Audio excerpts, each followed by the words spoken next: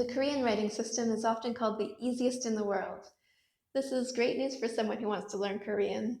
Far Eastern languages can seem intimidating because they are so very different from English, so having the simple writing system makes learning Korean slightly more accessible. In Korean writing, each character represents one syllable and consists of two or more elements. These elements can be thought of as letters. I find that it is most helpful to remember what the letters sound like based on what the shape of the letter resembles. Let me show you what I mean. This is the letter B, and I remember that it is the letter B because it looks like a bucket, which is a word that starts with B. This makes an M sound, and it looks like a map. This looks like a nose, and that's how I remember it's an N. This looks like a rattlesnake, so it is an R. But you might already be aware that in the Far East, it is common to have only one letter to represent both R and L. So this is the L as well as the R.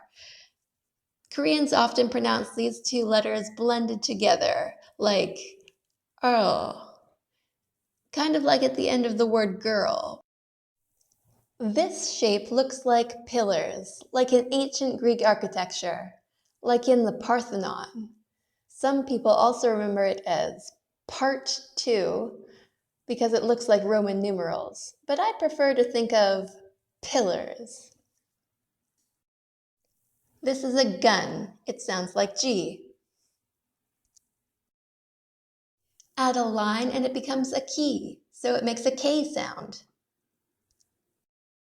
This is a door. It sounds like D. Now if you take the door and add a line, it becomes a T. You gotta cross your T's. This is a summit or a ski slope. It sounds like S. Add a line on top and it becomes a J. Add another small line on top and it becomes a CH blend, pronounced like ch.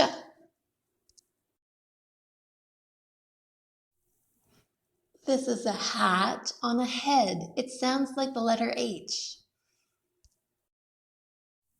This one I call nothing because it makes no sound at the beginning of a character and an NG sound when it is found at the end of a character. It also looks like a zero, so you can remember that it makes zero sound when it's at the beginning of a character. And now the vowels. The simplest vowels are this one. It looks like a tree, and that's how you remember it makes the E sound, tree. And also this other one, it looks like a brook, and that's how you remember it makes the sound, like in brook. If we take the brook and add a line over it, we get the O sound, like in the word over. And then this one makes the oo sound. I like to think of it as a roof because it looks like a tiny house with a huge flat roof. Roof. But I realize that some Americans don't pronounce roof the same way I do.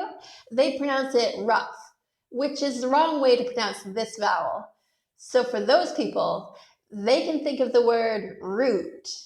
Think of it as a very short, wide tree with a very short and skinny root. Root. The next vowel is this one. It makes the ah sound, like in far. I think of the small line as being on the far side of the big line. I find it sort of helpful. Now, this vowel is the hardest one to describe. I think the closest sound in English is like in the word up. But I have seen many other descriptions of it. The official romanization is EO. If you don't know what a romanization is, That's when you take a word written in another alphabet and try to write it in our alphabet. Our alphabet is called the Roman alphabet, if you didn't already know that, hence the name Romanization. So why did they choose to write this sound as E-O? Well, it kind of does sound like the E in 10 blended with the O in gone. Eol. Or maybe it could be the E in green blended with the O in gone. Eol. I have also heard it described as the O in before, or, but none of these are exactly right. I think I really had a breakthrough, if you will, when I heard someone describe how it feels to say this vowel. Bear with me and let me try to explain it to you. When you say the previous vowel that we just learned, aw, you feel the sound coming out of your mouth. Aw. But when you say this vowel, you have to try and push the sound back down your throat. Uh, uh. Maybe like a noise you would make if you accidentally swallowed a bug. Oh, oh, oh. For a beginner though, like you and me, I think it's most useful to think of it as the U in up. And as you hear more native Koreans speaking Korean, you will pick up on the subtleties of how to pronounce it properly. Like I said, this is the hardest Korean sound to describe. Okay, next vowel. I don't have a good memory device to help you remember this one. It makes the eh sound, like in pet or yes or pen. Just memorize it the boring old-fashioned way. This vowel is the second hardest one to describe, but I think I've come up with the perfect English analog, and that is the prefix pedo. You see, this vowel is supposed to be that A-E blend, but people are lazy and often don't want to say two vowels, a, so they just say one vowel, eh. Like in the prefix pedo, it's supposed to be pedo, but people get lazy and often just pronounce it pedo. The same thing happens in Korean, and this vowel is often pronounced eh, exactly the same as the other vowel that we just learned. So even though these two vowels are technically different, they are often pronounced the same. Just like in English when we're supposed to say pedo, but we often say pedo. Now let's learn about the letter Y. In order to make the Y sound, you take the vowel which is going to follow your Y sound and you add an extra line to it, like so.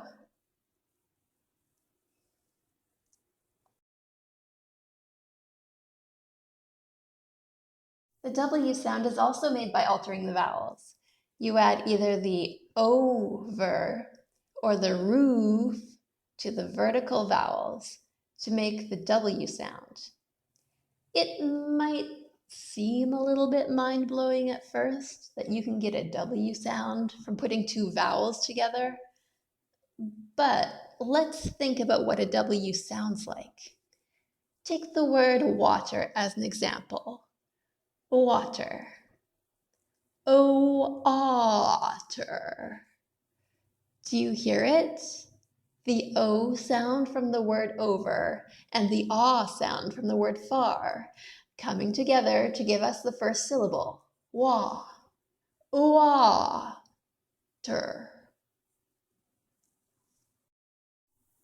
Let's go through all the characters that contain the W sound. Some of them are not quite as intuitive as oah.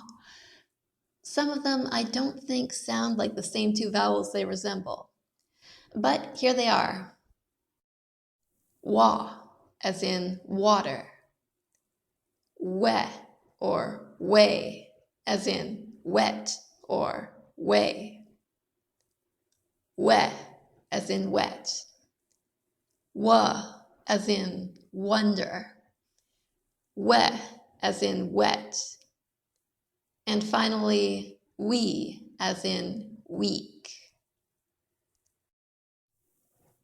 Then there is one last vowel blend, ui. The from brook plus the e in tree, ui. If anyone can think of an English word that uses this sound, let me know. And one last thing, double consonants. Whenever you see a double consonant, just put extra stress on that sound. That's it. The basics of the Korean writing system, which is called Hangul. I should have mentioned that earlier. To practice the Korean writing system, I recommend you write yourself a chart of the Korean letters and their Roman equivalents and post it in a place where you will look at frequently. If you're like me, the first thing you're going to want to do is write your name in Hangul. This is a good exercise. Write your name, your friends' names, your family's names, the city you live in, famous people's names, etc. You can also try to read any Korean writing that you find, even if you don't understand the meaning of the words that you pronounce. Here are some exercises for you to do. Try to read these words. They are Korean words, which sound very similar to their English translation. You can try to read my secret message. This is an English sentence written in Hangul. Linked below is this entire lesson transcribed, for those who prefer to read rather than listen. Also, a chart of the Korean letters and their Roman equivalents. But I do recommend that you write down this chart yourself by putting pen or pencil to paper because the act of writing has been shown to help with memorization. The third link is a webcomic which sums up this lesson in comic form, just to go and show you how unintimidating learning the Korean alphabet really is. The next lesson will be on the details of the Korean alphabet. Thanks for watching.